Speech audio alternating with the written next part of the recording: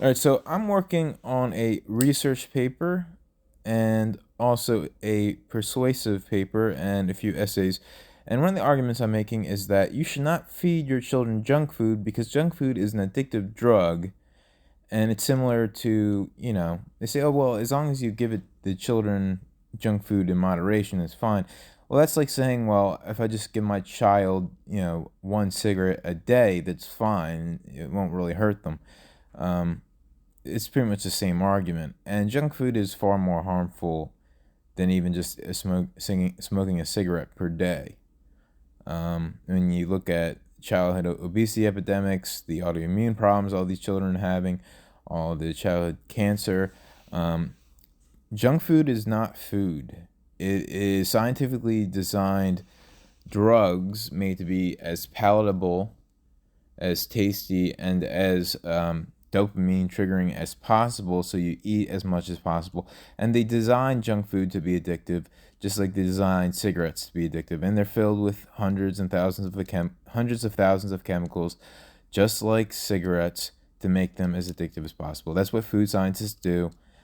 They want people to be addicted to junk food because that's how they make a bunch of money. Um, so Study shows compulsive eating shares addictive biochemical mechanism with cocaine, heroin abuse. And also, you just look at the childhood obesity epidemic. Oh, God. Um, but let's see. So let's just read the article, and I'll share my thoughts in a separate video.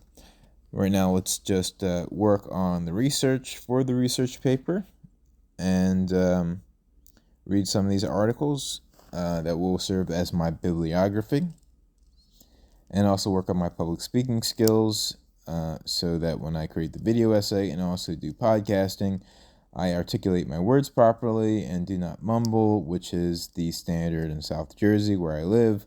We mumble our words as part of our accent, and it is a very difficult thing to overcome. Decades of being around people who mumble as a matter of course, and changing your speaking pattern requires a great deal of practice. That's why I'm reading these articles out loud, and also to help me. It's also to help me with memory retention, because reading these articles out loud will allow me to remember the content of these articles more, and discussing the content of these articles will also help me to remember them more and also to spark more ideas and insights into the content as well. So I hope to get a lot of comments, a lot of debate, a lot of discussion going on to serve as the foundation of my writings and my podcast and my mini documentary that I will publish. In a newly published study, scientists from the Scripps Research Institute.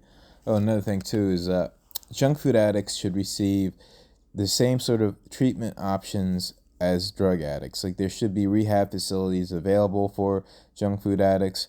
Binge eating disorder is a form of addiction.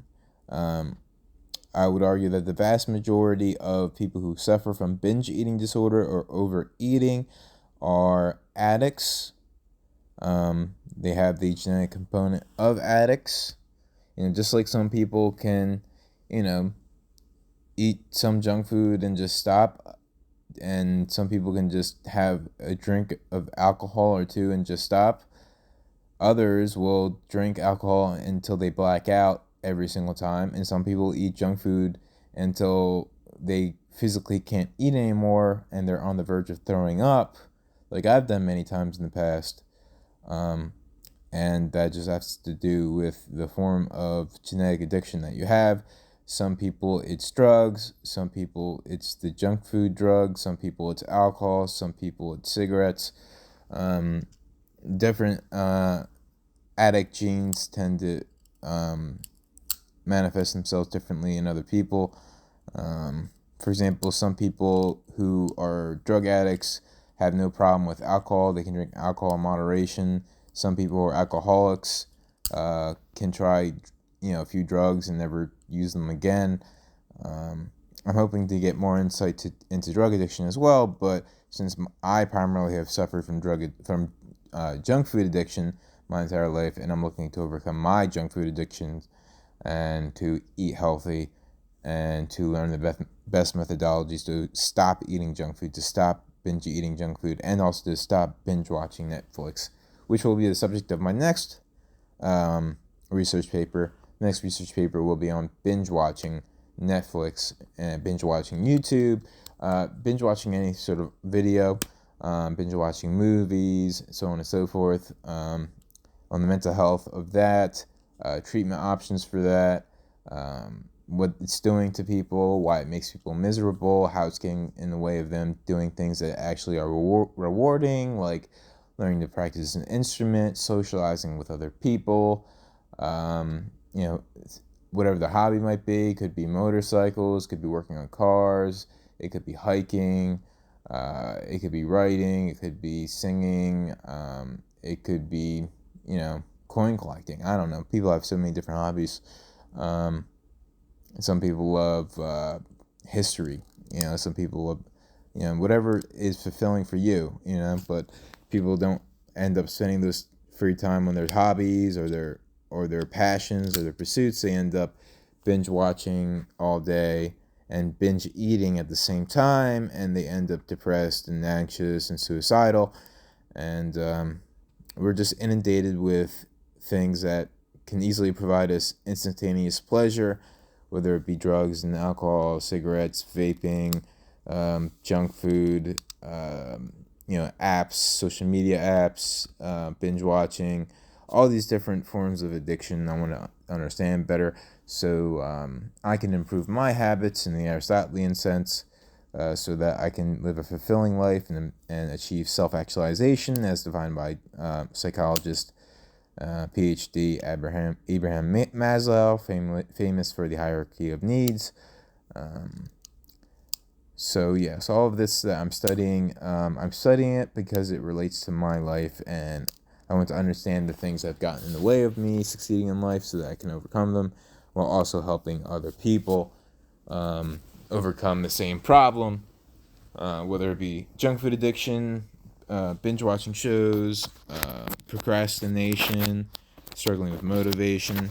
That'll be my third one, will be procrastination and motivation. That'll be my third research paper. That will be huge. That'll take like 6 months, because just all the literature on motivation that I'll have to cover is going to be overwhelming, and coming to some new insights will require a great deal of discussions, podcasts, journaling, research. It'll be a long-term project, but eventually I'll solve the issue of procrastination in my life. That will be the ultimate objective, and also provide tips for other people who struggle with procrastination. So anyway, so I didn't really cover this paper in this video, but I talked about the project that I'm working on. So I'll just make this its own video, discussing my research paper approach to solving the problems in my own life, and how